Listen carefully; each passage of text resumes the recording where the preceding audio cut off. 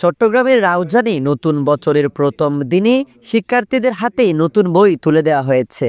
বুধবার সকালে উপজেলার পশ্চিম রাউজান আদর্শ সরকারি প্রাথমিক বিদ্যালয়ে খুদে শিক্ষার্থীদের হাতে নতুন পাঠ্যপুস্তক দেয়া হয়। নতুন বই পেয়ে আনন্দে উচ্ছ্বাসিত ছিল শিক্ষার্থীরা।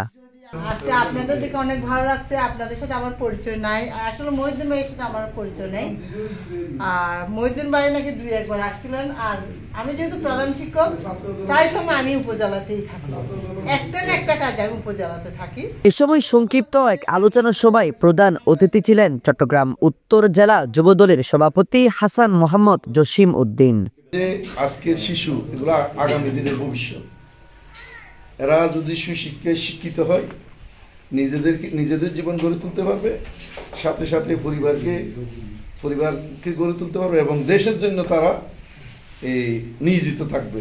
রাউজান পৌরসভা যুবদলের আহ্বায়ক সাবেক ছাত্রনেতা মোহাম্মদ মহিউদ্দিন চৌধুরীর সভাপতিত্বে বিশেষ অতিথি ছিলেন চট্টগ্রাম উত্তর জেলা স্বেচ্ছাসেবক দলের যুগ্ম আহ্বায়ক জিএম মুর্শেদ চৌধুরী, রাউজান উপজেলা যুবদলের আহ্বায়ক রহিমউদ্দিন ওয়াসিম, যুগ্ম আহ্বায়ক মুরাদুর রহমান বাবর, সাবেক ছাত্রনেতা বিএনপির সহসভাপতি মোহাম্মদ তহিদুল আলম, পৌরসভা যুবদলের যুগ্ম আহ্বায়ক মোহাম্মদ শাহ জামাল, উপজেলা ছাত্র দলের সাবেক আহ্বায়ক নাইমুদ্দিন মিনহাজ। প্রাইমারি স্কুলে এত অল্প সংখ্যক শিক্ষার্থী, এটা আমাদের এলাকার জন্য ব্যবহার। আমরা মনে করি প্রাইমারি স্কুলের শিক্ষার্থী না থাকলে এলাকাও শিক্ষিত থাকে। আপনারা যারা অভিভাবক, তারা সহযোগে আপনারা বিভিন্ন জায়গায় ঘরে ঘরে গিয়ে এলাকাকে শিক্ষিত করে তুলুন।